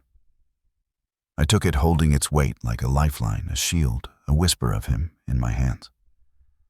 As I stepped out into the cold night, a wind gusted fiercely, scattering dead leaves across the pavement. Something was coming. Something violent. Something final. But this time, I wasn't walking into the storm alone. I didn't sleep the night before the board meeting. My mind kept rehearsing every possible outcome, every lie Candace might tell, every attempt to twist the truth, every look of betrayal or disbelief she might try to pull from Michael. But when morning finally came, I felt strangely calm. Not peaceful, but steady. Like someone who had spent weeks bracing for impact and finally reached the moment where fear had no room left to grow. By the time I arrived at Hart Consolidated Services, the parking lot was nearly full. Employees hurried inside with clipped conversations, glancing toward the elevators with attention I recognized too well. Word had spread a meeting called by the board unexpected and early. This wasn't normal. I walked through the glass doors and straightened my coat. The receptionist blinked in surprise when she saw me. Mrs. Hart, good morning. The board is expecting you. Conference level 3. Expecting me. For the first time in months, I felt Jonathan's presence beside me. His company, his people, his legacy.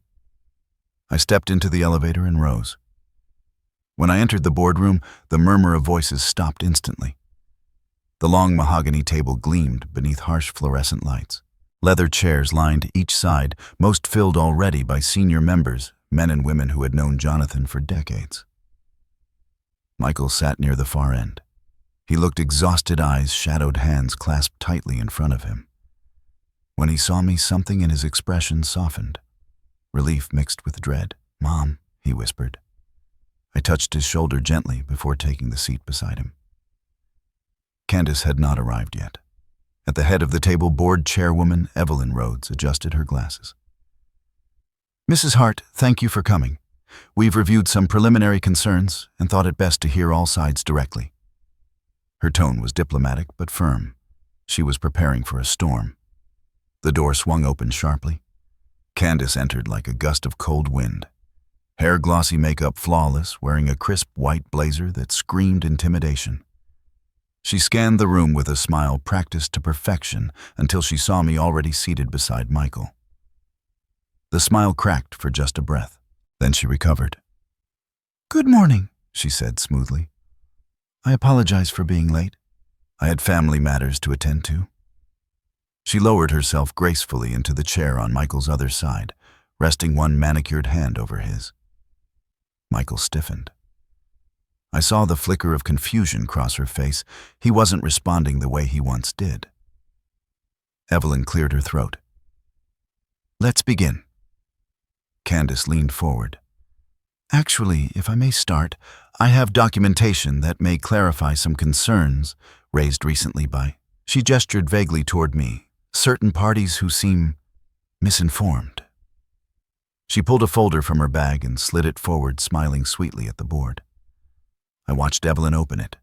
Inside was, for the second time in this nightmare, a power of attorney document with my forged signature. I felt my breath freeze as Evelyn's eyes widened subtly. Candace sat back, confidence radiating from her. "As you can see, Mrs. Hart entrusted me with financial oversight some time ago. She's been struggling, understandably, after losing her husband. I've taken on responsibilities to ease her burden." My stomach twisted. She said it so calmly, so easily. A lie she'd rehearsed to perfection. Before the board could respond, I reached into my own bag and placed the USB drive Marion had given me onto the table.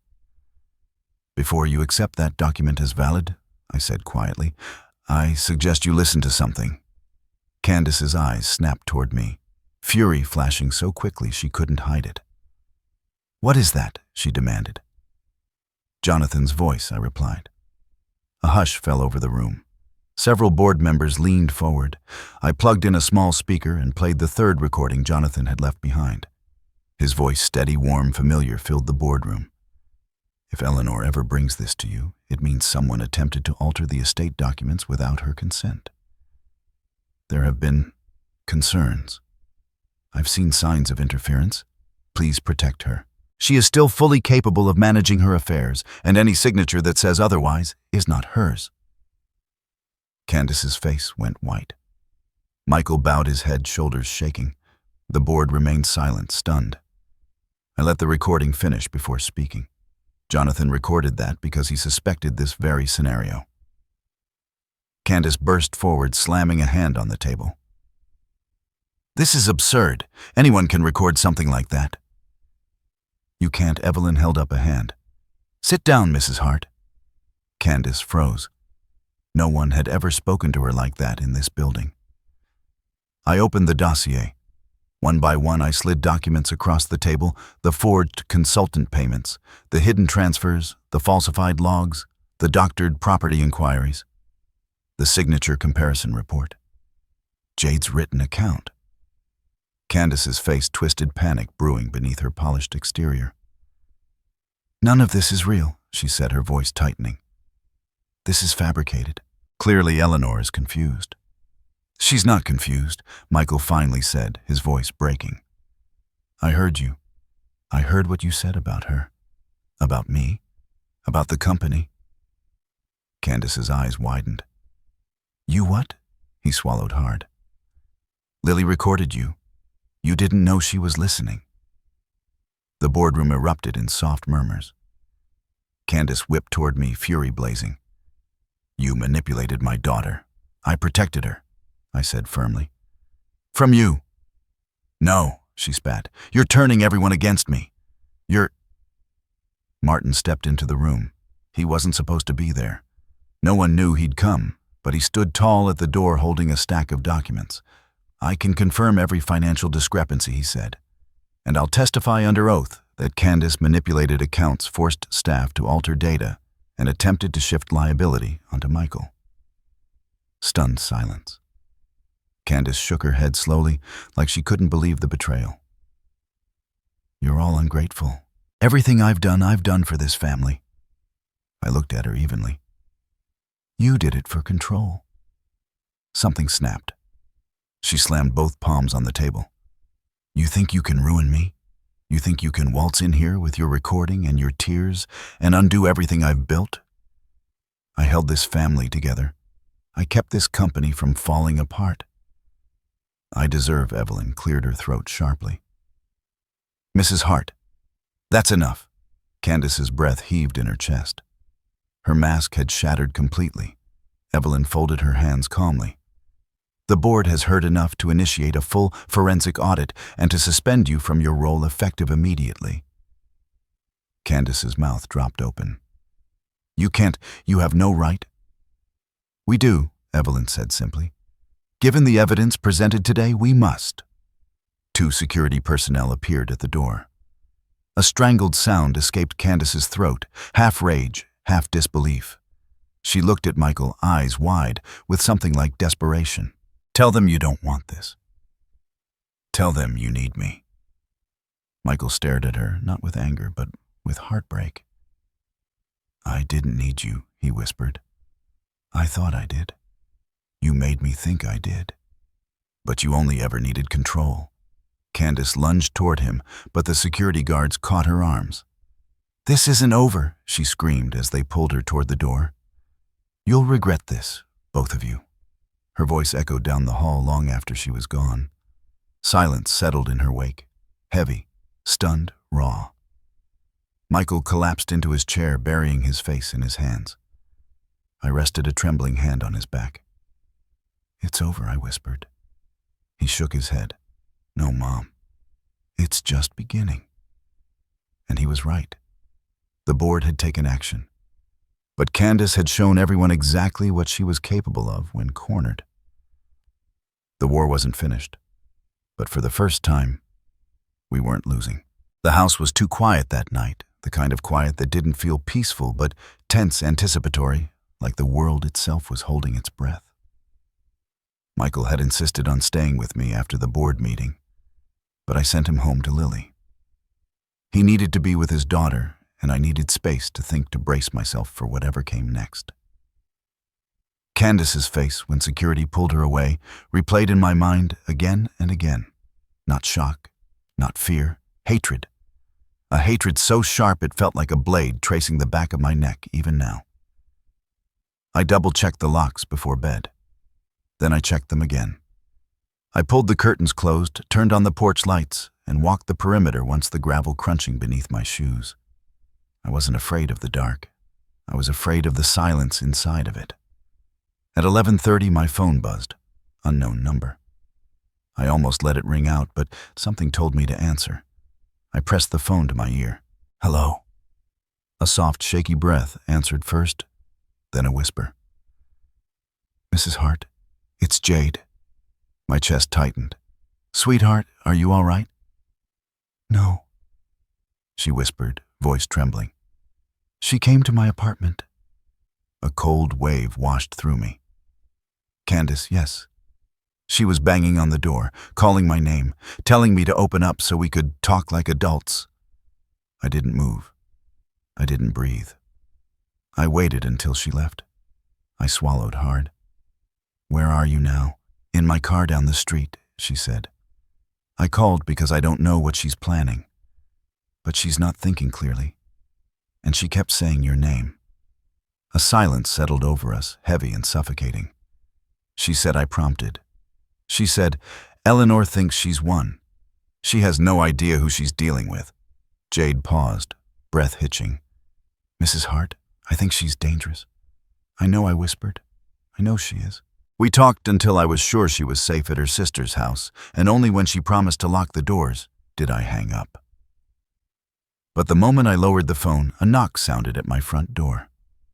A single sharp rap. My heart slammed against my ribs. Slowly, I crossed the living room and peered through the side window. It wasn't Candace. It was Marion. I exhaled shakily and opened the door. You scared me, I said, voice low. I figured, Marion replied, stepping inside. Sorry for coming so late, but something happened after the board meeting that you need to hear. She carried a manila envelope under her arm and set it on the dining table. Sit, she said gently. This isn't easy. I sat. My hands trembled despite my efforts to steady them. Marion opened the envelope and pulled out a printed email. It was sent anonymously to the board, she said. Time-stamped 1 hour after Candace was escorted out. What is it? I asked.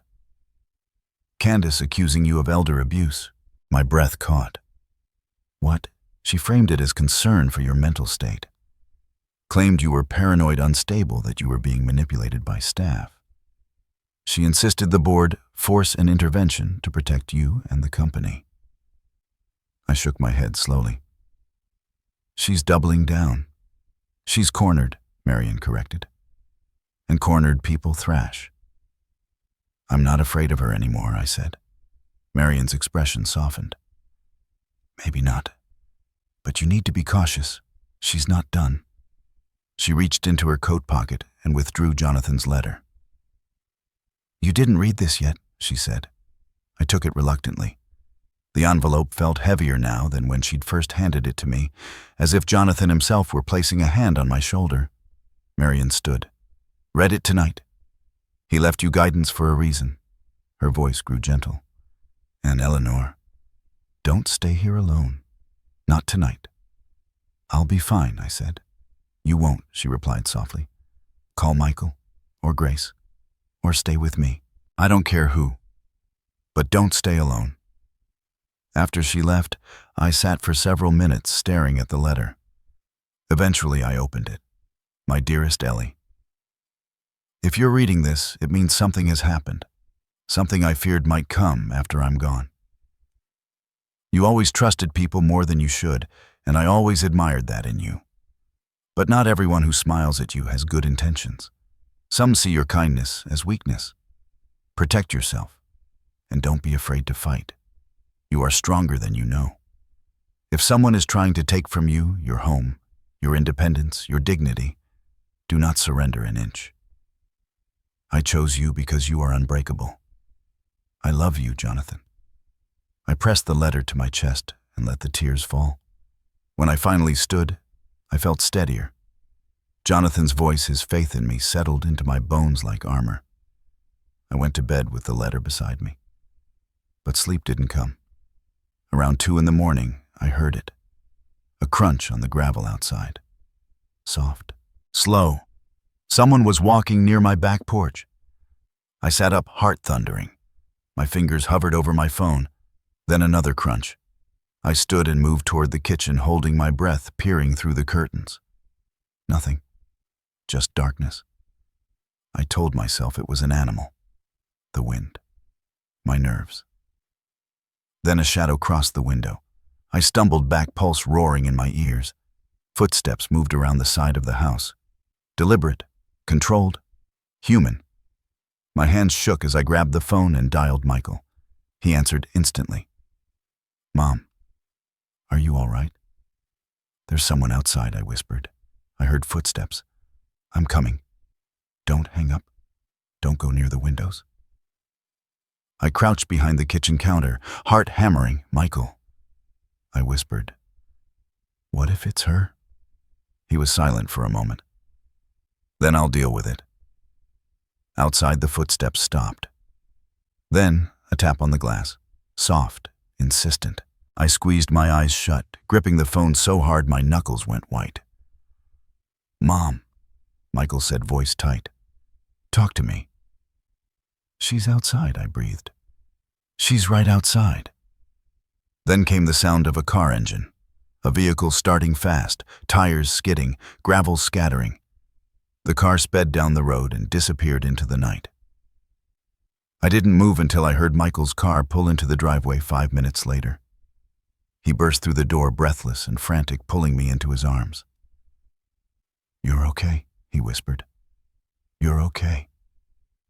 I buried my face against his shoulder, trembling. She was here, I said. I know it. I believe you. When my breathing steadied, he pulled back and looked at me with a new kind of determination. We're not doing this again, he said. I'm packing a bag. You're coming to my house tonight. Michael. No, he said firmly. I won't leave you alone. I tried to protest, but the truth sat heavy in my chest. I was not safe here. And for the first time, admitting that didn't make me feel weak. It made me feel smart. We gathered my things quickly. Jonathan's letter, Marion's forms, the dossier, my essentials. Then we locked the house and drove through the empty streets toward Michael's home. When we arrived, Lily was asleep in her room. The house felt warm, lived in, comforting in a way my own had stopped feeling weeks ago. Michael brewed tea and sat across from me at the table. We need to finish this, he said quietly. All of it. Once and for all. I nodded. The audit, the investigation, the legal filings, and the restraining order, he added. That's happening tomorrow. For the first time all night, I felt a flicker of something like hope, but as I sipped the tea, I realized something else. Candace hadn't just lost her job. She had lost control. And a woman who lived for control would never walk away quietly. This isn't over, I said softly. Michael nodded. I know, but his voice carried something stronger than fear. Readiness. Michael barely slept that night, pacing the hallway. Outside the guest room, he insisted I take. I heard the floorboards creak with every turn he made. I didn't sleep either. Between Jonathan's letter, sitting on the nightstand, the memory of footsteps outside my home, and the knowledge that Candace was unraveling faster than any of us, Expected rest was impossible. By sunrise, I had made my decision. When I walked into the kitchen, Michael was already at the counter, coffee untouched, staring at nothing. "We finish it today," I said quietly. He lifted his eyes and nodded once. "We do." 3 hours later, we stood in Marion's office, me, Michael, and Jade, who looked exhausted but resolute. Marion had cleared her schedule entirely, stacks of binders and files arranged on the table like weapons ready for battle. "This is the day everything shifts," she said. "The auditors are ready. The board is ready. Law enforcement is on standby. But there's one more step." She placed a thick packet in front of me. A restraining order against Candace. "She made direct threats," Marion said. "She came onto your property. She attempted coercion, and she's demonstrated intent to harm. Once this is filed, she legally cannot approach you, contact you, or attempt to act on your behalf." Michael swallowed. "What if she ignores it? Then she'll be arrested."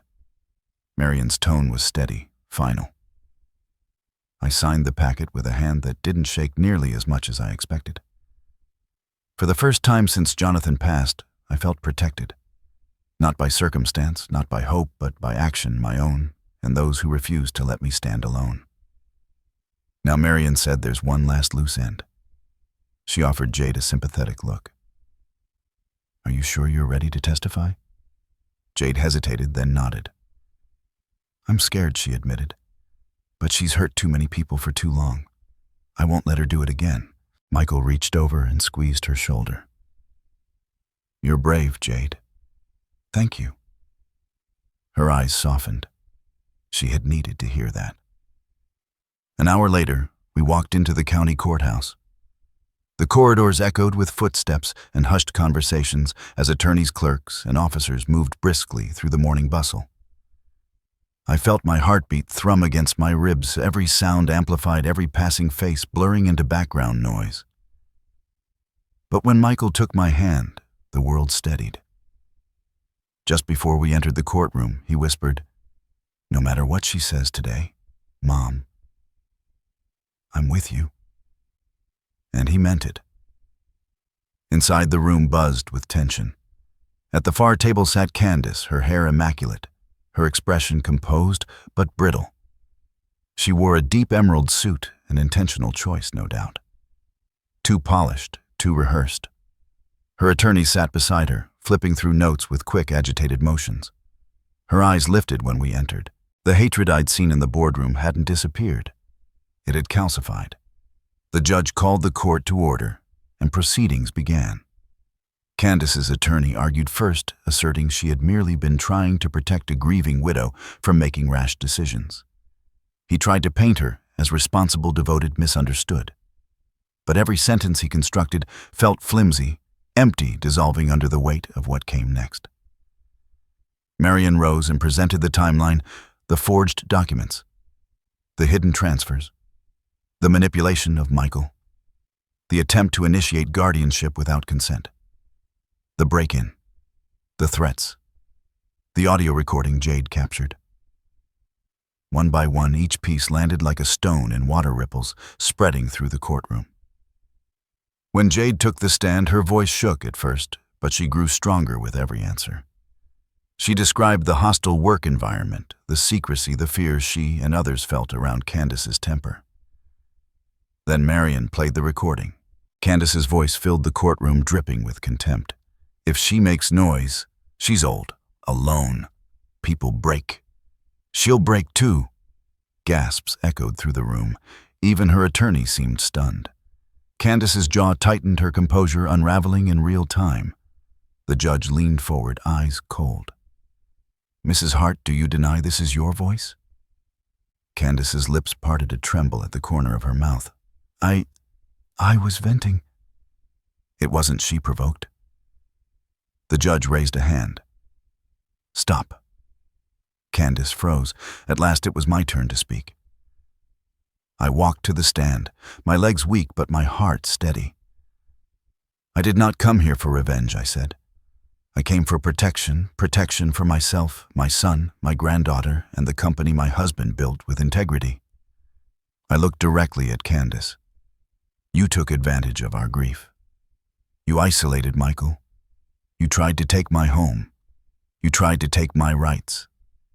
And when those things weren't enough, you threatened me. Candace's nostrils flared, but she remained silent. I am not broken, I continued softly, and I will not be your victim. The judge exhaled and shuffled her documents, then delivered the ruling. Effective immediately, a full protective order is granted.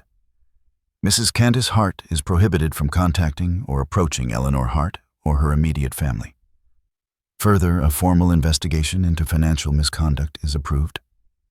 And given the evidence, Mrs. Hart is remanded into custody for violating state statutes related to fraud, coercion, and intimidation. Candace's chair scraped violently across the floor as she lurched up. This is a conspiracy, she shouted. You're all turning against me, Michael. Michael, tell them. Michael didn't move. That broke her more than any verdict ever could.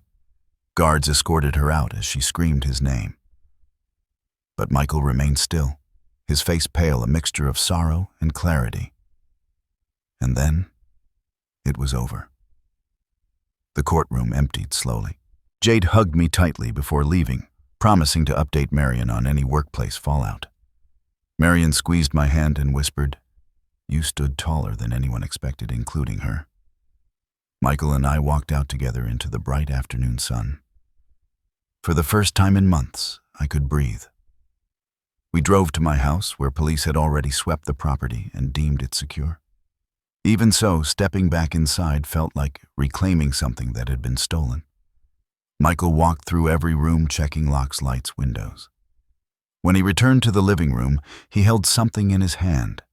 Jonathan's old watch, found on the floor beneath the side table near the front door. He dropped this, Michael said softly. And I knew exactly who he meant. We said nothing more about it. Some victories happen loudly in courtrooms, in board meetings, in confrontations carved with anger. Others happen quietly, like returning to your own home without fear. Days turned into weeks. The auditors finalized their report. Candace's charges expanded. Lily began sleeping more peacefully. Jade was offered a permanent position in compliance. Michael stepped into a leadership role Jonathan would have been proud of. And me, I planted herbs in the garden again. I joined the community center committee. I invited Grace for coffee twice a week. I lived, not in fear, not in someone else's shadow, but fully, freely, intentionally. One evening, sitting on my porch with the summer breeze brushing through the trees, Michael came to visit. Lily ran ahead of him, throwing her arms around me. Grandma, she said proudly, Daddy says we're safe now. I kissed her forehead. We are. After she ran inside, Michael sat beside me. Mom, he said, thank you. For what? For fighting, he said. For yourself, for me, for her. I smiled faintly. Your father believed in me, and now I do too. We sat quietly watching the sun dip beneath the horizon. I thought of Jonathan. I thought of Candace. I thought of the woman I used to be, gentle, trusting, hoping people would choose goodness on their own. And I thought of the woman I became, strong, steady, unwilling to be diminished. Life had taken a sharp turn, but I had found my footing again. Before Michael left, he hugged me and whispered, You're unbreakable, Mom. Jonathan's words, the final piece clicking into place. As the porch lights flickered on, bathing the garden in a warm glow, I realized something important. Revenge had never been the destination. Reclaiming myself had. And I had. If you've stayed with me through this whole journey, thank you. Stories like this remind us how powerful it is to stand up even when standing feels impossible. If this touched you in any way, please like the video, subscribe to the channel, and share your thoughts in the comments. I read every single one, and your voices matter more than you know.